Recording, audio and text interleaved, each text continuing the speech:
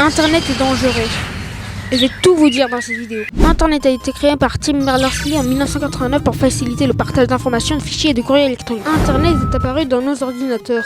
Et c'était révolutionnaire à l'époque, avec l'apparition de navigateurs web comme Internet Explorer qui va faire naître moult navigateurs, comme Chrome par Google, Opera par Opera Software ou même Firefox par Mozilla.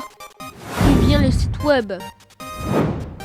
De la recherche et du savoir, de l'actualité, du visionnage de vidéos, des réseaux sociaux, de la conversation, etc.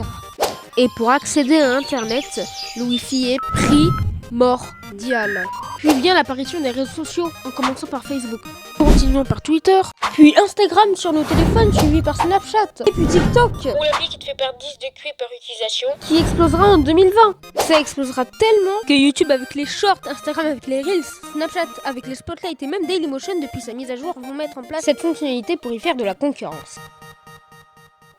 Évidemment qu'Internet n'est pas toujours rose. Ça serait trop beau.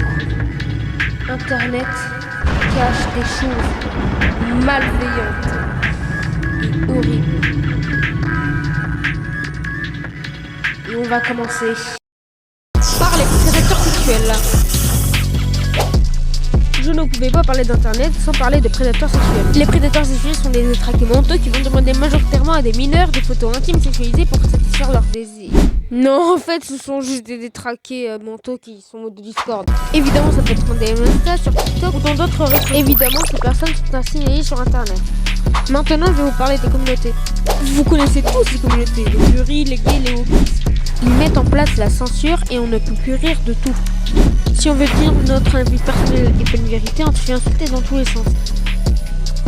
Bon, il y a énormément de choses à dire sur Internet, mais le sujet est tellement vaste que la vidéo pourrait durer 1 heure. Et déjà, j'ai bossé pendant plus de 30 heures de montage au moment où je vous parle. Et je compte même pas les 10 heures restants pour les dessins et l'écriture. Et les recherches. J'espère quand même que ça vous a plu. A plus.